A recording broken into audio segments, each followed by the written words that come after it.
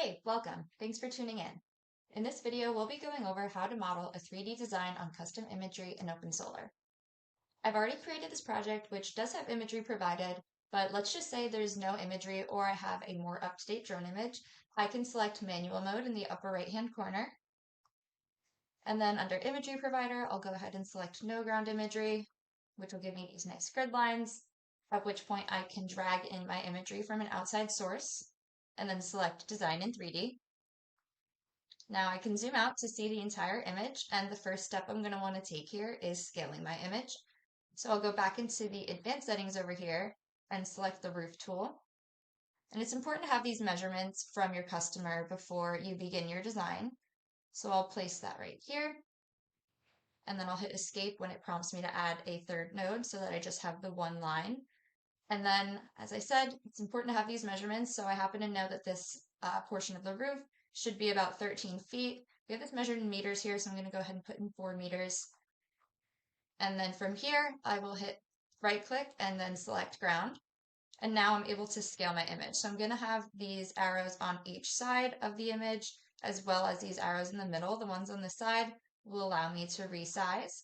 And then the one in the middle allows me to move the imagery around. So I'm going to do some back and forth with that just until I get it exactly where I need it. A little more, and I can just zoom in and out by scrolling or clicking the plus and minus buttons here.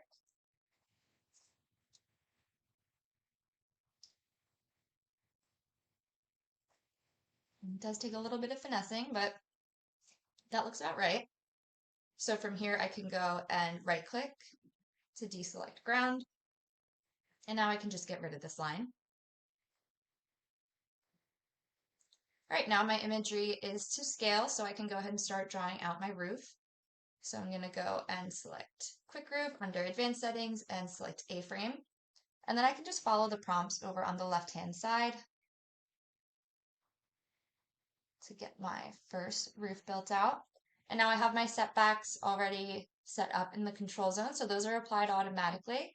And then I can look at the image from another perspective and see how tall I want the building. I can make any adjustments by clicking on these arrows here or by entering them manually over on the left-hand side. And now I want to continue building off of this.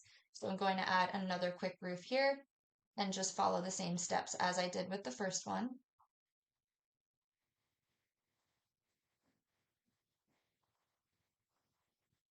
All right, looks great.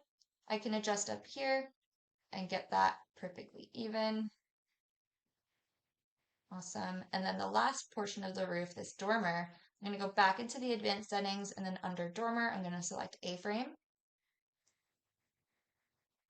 And then once again, follow the prompts on my screen to build that out. And now I have my dormer there. And so the next step I'm going to want to take is add my shading in. So it's important to remember that when designing in manual mode, you do have to enter all of your shading information yourself. So we'll go ahead and select under advanced settings, the tree option. I'm going to place my tree and get it to match what is already on the imagery. And then once again, I do already have this information from my customer. So I happen to know this tree is about 56 feet tall. So we'll put that in again in meters.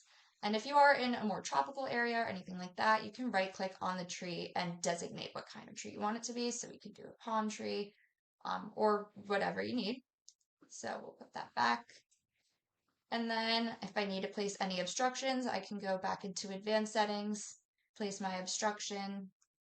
I can right click on it to change the shape.